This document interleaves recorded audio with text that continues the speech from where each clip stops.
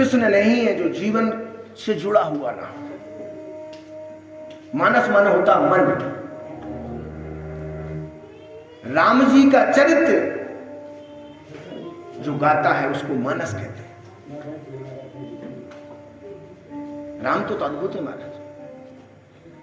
ये रामायण है ना, ये जीवन जीने की कथा है, और ये जो भागवत कथा है ना, ये मृत्यु को सुधारने की कथा है।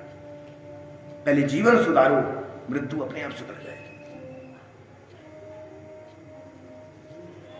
रामायण सुरतरु की छाया, दुख भय दूर निकट हो आया। राम जी के चरणों में जो आता है और उसके दुख दूर ना हो तो कल्प वृक्ष के नीचे भी बैठ जाओ तो वो व्यक्ति आप नहीं, क्योंकि ये भगवान की चरण है, इससे दुख दूर होता है। सीता मैया को कितना दुख नहीं आया लंका में, राम जी को सुमरन किया, हनुमान जी मुद्रिका लेके आए हैं, रामचंद्र गुण बनने लागा सुनता है सीता। दुख आता है तो परमात्मा को पढ़ो। संसार के जीवों को हम पकड़ेंगे तो हंसी के पात्र बन जाएंगे। जीवन सुख और दुख का ये जोड़ा है महाराज। 6 वस्तुएं हैं जो परमात्मा के हाथ में है। हानि लाभ जीवन मरण जस अब जैसे विधिहा, सुनो भरत भावी बिलख गयो। भरत जी वशिष्ठ जी के चरणों में जाते हैं और पूछते हैं कि महाराज, जो महाराज चक्रवर्ती दशरथ हैं, जो 10 इंद्रियों से परे हैं, 5 कर्म इंद्रियां, 5 ज्ञान इंद्रियां, जिन्होंने जितेंद्रियों को जीत रखा है, उसके साथ भी ये दुर्दशा है। कारण क्या है? बोले भरत, ये व्यर्थ करने की चिंता का विषय नहीं है। ये सोचो कि ये 6 वस्तुएं हैं जो परमात्मा के हाथ में, कौन किसका बेटा, कौन किसका पिता। यदि सच्चाई सामने नहीं आओगे तो जीवन में भटके रहो, और जीवन हमारा भटक रहा है। रामचरितमानस में हमारा 7 सीढ़ी है भगवान को पाने की। जैसे बालापन श्रेष्ठ होता है तो युवावस्था अच्छी होती है। यदि युवावस्था, जवानी अच्छी होती है तो बुढ़ापा अच्छा होता है। और जिसकी जवानी अच्छी है, युवा अवस्था है, वो मेहनत करता, उसका बुढ़ापा बड़े आनंद से कटता। इसलिए भगवान को पाने की 7 सीढ़ियां हैं। 7 ही सीढ़ियां क्यों हैं? रामचरितमानस में बाबा तुलसी ने बड़ा सुंदर भाव लिखा, जीवन के 7 दिन ही आने के, और संगीत के जो सुर हैं वो ही 7 हैं। आने जाने की यात्रा भी 7 है। एक संत ने प्रश्न किया कि महाराज, रामायण तो नमा परायण लिखी गई है, 9 सीढ़ी क्यों नहीं दी गई है, 7 ही सीढ़ी क्यों दी गई है?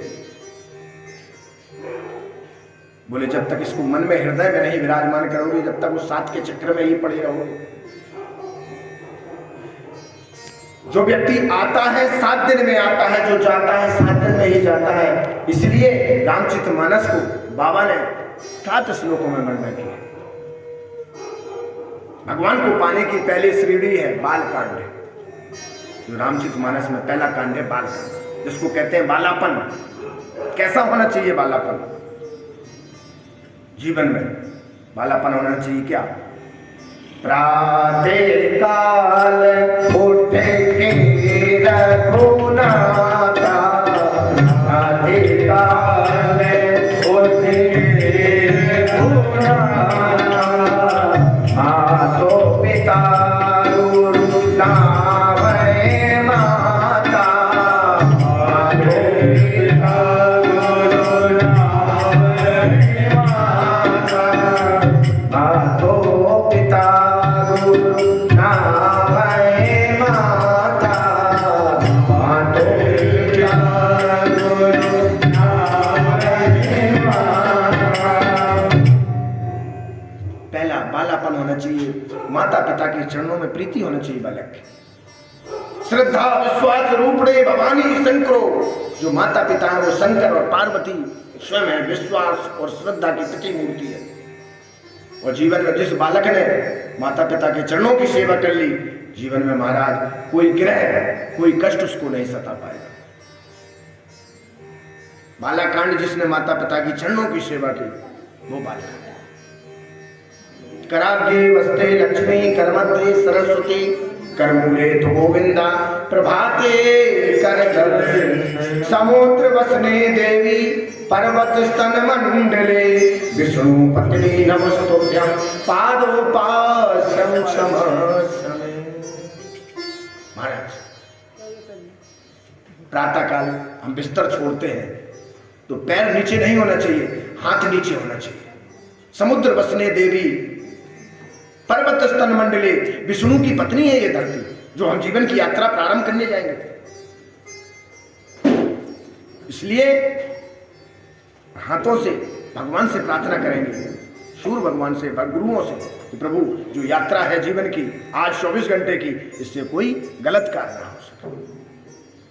और जिसका बालापन सुधर गया, जिन्होंने माता पिता की आज्ञा का पालन कर लिया, उसका बालापन श्रेष्ठ है। युवावस्था में प्रवेश कर जाता है, द्वितीय श्रेणी अयोध्या कांड में प्रवेश कर जाती है।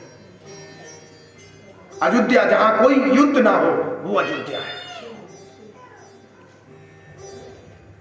राम राज्य बैठे तेरे लोका, राम राज्य बैठे तेरे लोका, हर्ष गए गए सब शोका, हर्ष गए गए सब शोका। माता पिता गुरु दिए वाणी बिना विचार करे शुभ जानी, माता पिता गुरु दिए वाणी बिना विचार करे शुभ जानी। जय सिया राम जय सिया राम, जय सिया राम जय सिया राम, जय सिया राम जय सिया राम, जय सिया राम जय सिया राम। ओ लखी कुलरीत सदा चली आई, लखी कुलरीत सदा चली आई। प्राणी जाए पर वचन न जाई, प्राणी जाए पर वचन न जाई। प्राण चले जाएंगे मगर वचन नहीं जाएंगे। माता ने कहा कैकेयी ने कि राम पिता की आज्ञा है, बलकल वस्त्र धारण करके आप जा सकते हैं। माता पिता गुरु की वाणी बिना विचार करे शुभ जानी।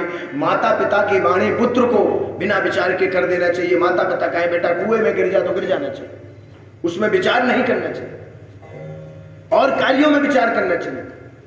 पत्नी की जो वाणी है उसमें विचार करना चाहिए, माता पिता की वाणी में विचार नहीं करना चाहिए। और जब अयोध्या कांड हमारी युवावस्था श्रेष्ठ है महाराज, तो हम तृतीय कांड में आरण्य कांड में पहुंच जाते हैं। जो आरण्य कांड होता है, जंगल, आरण्य माने कहते हैं जंगल। युवावस्था 50 वर्ष तक होती है और 51 साल जब प्रारंभ होता है, 51 अकेला वन में आ। वन में मतलब ये नहीं कि घर परिवार छोड़ के, सब परिवारों को छोड़ के जंगल में चले जाओ। जंगल में राम मिलना होता, यदि भगवान मिलता तो हाथी घोड़ा को राम ना मिल जाता, शेर को भी राम मिल जाता, वो तो राजा है। वन का मतलब एकांत में बैठकर हरि सुमरन, हरि सुमरन, एकांत में बैठकर भगवान का भजन करो।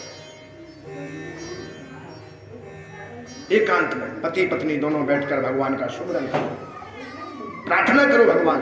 कारण क्या है जो आप हमें नहीं मिल पा रहे? काम करते चलो, नाम जपते चलो, कृष्ण गोविंद गोपाल, याद आएगी उनको कभी ना कभी, राम दर्शन तो दे। सबरी को विश्वास था कि मेरे राम आएंगे, इसलिए वो कहते थी बोल बोल कागा मेरे राम कब आएंगे, बोल बोल कागा मेरे राम कब आएंगे, राम कब आएंगे, राम कब आएंगे, राम कब आएंगे, राम कब आएंगे, बोल बोल कागा मेरे राम कब आएंगे, बोल बोल कागा मेरे राम कब आएंगे। भक्त के हृदय में अधीरता होना चाहिए कि मेरे परमात्मा कब आएंगे। नित्य प्रतिदिन गिरगिट की तरह रंग नहीं बदलना चाहिए। चतुर को भगवान नहीं मिलते, ध्यान रखना। हमेशा भगवान मिलेंगे तो भोले को मिलेंगे, चतुर को नहीं मिलेंगे, भोले को मिलेंगे। एक पंडित जी थे महाराज और एक चोर था। पंडित जी की ड्यूटी थी मंदिर का पट खोलना, आरती करना, पूजन करना। जैसे मंदिर में पंडित जी, हम भी किसी मंदिर के पुजारी, और चोर का काम था चोरी करना। पंडित जी तो चतुर थे, ज्ञाता है, भगवान का मुख है ब्राह्मण। नमो ब्रह्मण्ड देवाय गौ ब्राह्मण हिताय च जगत हिताय कृष्णाय गोविंदाय नमः। इस धरती का भूदेव है ब्राह्मण। बारिश हुई महाराज एक दिन, सुबह प्रातः काल मंदिर के पट खुले थे, बीच में नदी थी। चोर का काम था नित्य प्रतिदिन चोरी करना। बारिश थी तो सभी लोग अपने अपने व्यापार पर कार्य पे निकले, सभी अपने घर में थे, तो चोर का मौका नहीं लगा किसी के घर में प्रवेश करें। उसने देखा नदी में तो बाढ़ आ रही है, क्या करें? बोले दूसरे गांव में चलते हैं। और पंडित जी जैसे आए बरसात में छतरी लेके, तो बाढ़ आ रही।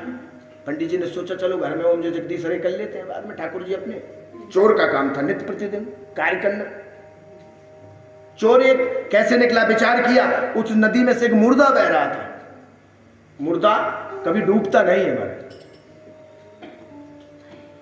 उसी मुर्दे के ऊपर बैठकर धीरे धीरे चलता रहा, मुर्दा बहता रहा, और किसी आगे समय पर साइड में लग के किनारे पर चोर पहुंच गया।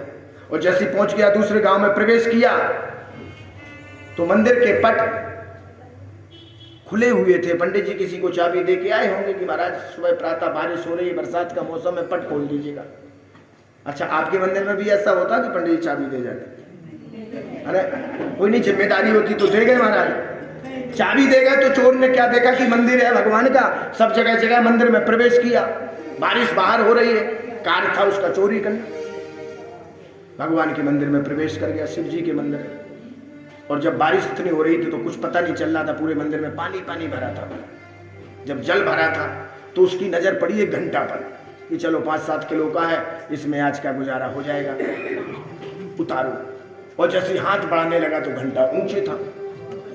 आजकल तो धागा भी बांध देते हैं उसमें, जय श्री राम बोलना पड़ेगा। अरे बोलो ना जय श्री राम। तो महाराज क्या हुआ, चोर का हाथ छोटा पड़ गया, बीच में शिवालय था, पानी से भरा हुआ था, उसको पता नहीं चला। शिव जी पे ही पैर रखकर ऊपर चढ़ा, घंटा को तोड़ा और जाने लगा। उतने में पंडित जी आने वाले थे और आए, जैसे पंडित जी ने देखा चोर भाग रहा था, शिव जी स्वयं प्रकट हो गए। बोलो शंकर भगवान की।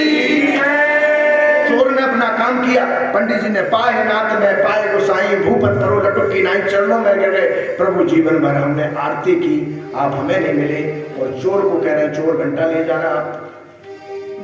बोले पंडित जी कर्म था, कर्म प्रधान विश्व कर राखा, जो जस करे सो तस फल चाका। लोग कहते हैं भाग्य में जो होगा मिल जाएगा, वो निठल्ले लोग होते हैं जो ऐसे कहते हैं। अरे कर्म करोगे तो भाग्य की रेखा भी बदल जाएगी। वही पिछले लक्ष्मण जी ने भरत जी की चतुरंगी सेना को देखकर लक्ष्मण जी ने धनुष बाण उठा लिया महाराज, कि राजपाट सब ले लिया, अब वनवास में क्या लेने के लिए आया। धनुष बाण उठा के जैसे भरत जी के ऊपर चलाने लगे लक्ष्मण जी, निषाद ने समझाया, लक्ष्मण सुनो बाबा तुलसी गाते हैं, काहू न सुखे दुखे करता, काहू न सुखे दुखे करता, काहू न सुखे दुखे करता, काहू न सुखे दुखे करता, पर मैं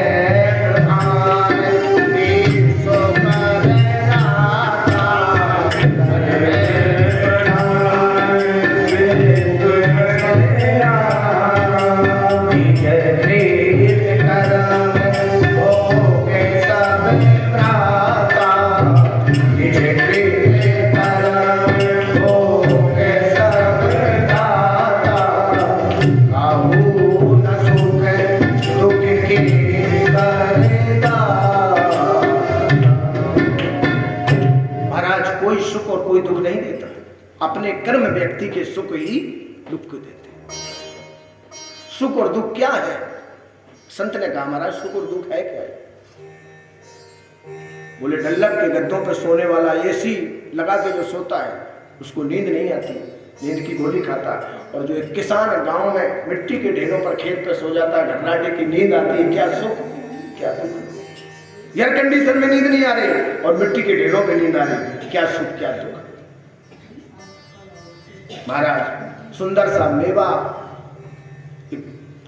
मिष्ठान कुछ बना घर में और खाने का मन कर रहा है, डॉक्टर से फोन मिलाया जाएगा, खा ले महाराज 350 है। और ये गरीब के यहाँ हलवा भी बन जाए सूजी का, 5 लोग बैठ के मिल के खाते हैं, क्या सुख क्या दुख है बताइए आप। ना कोई सुख है ना कोई दुख है, सुख भी तेरा है और दुख भी, छोड़ूं किसे मैं भगवान, दोनों ही सुख दुख तुम्हारे। यदि सुख लिया है तो दुखी हम भोगेंगे, कोई पड़ोसी नहीं भोगेगा, और दुख निकल गया तो सुख आएगा।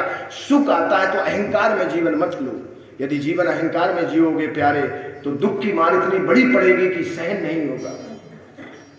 इसलिए दोनों को समानता मानो।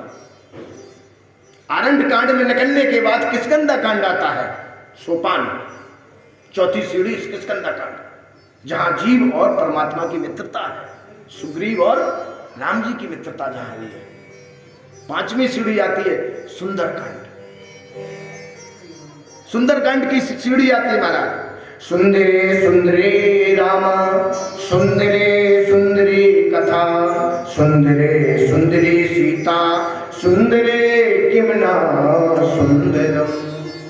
जब भगवान और जीव की मित्रता हो जाएगी सज्जनों, जीव परमात्मा की जब मित्रता हो जाएगी, परमात्मा अपने आप मिल जाएगा, सुंदरकांड में प्रवेश कर जाएगा। और जब हनुमान जी प्राप्त हो जाएंगे तो अंदर के जो विकार हैं, लंका कांड में 6वीं सीढ़ी लंका कांड में हम प्रवेश करते हैं, अंदर के विकार हैं जो काम क्रोध मद लोभ मत्सर, ये सब हट जाएंगे। और उत्तरकांड में 7वीं सीढ़ी में परमात्मा मिल जाएगा। और जब परमात्मा मिल जाएगा तो आनंद ही आनंद बरस रहो भगवान तुम्हारे चरणों में, आनंद ही आनंद बरस रहो भगवान तुम्हारे चरणों में, भगवान